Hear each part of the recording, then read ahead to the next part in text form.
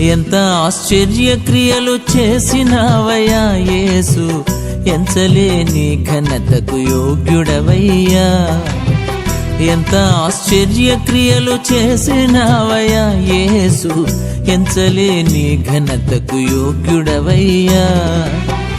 ఇంత కృప చూపించి ఇన్ని నాళ్ళు పోషించి, ఇంత కృప చూపించి ఇన్ని నాళ్ళు పోషించి, చింతలన్నీ తీర్చిన తండ్రి నీవయ్యా, చింతలన్నీ తీర్చిన తండ్రి నీవయ్యా.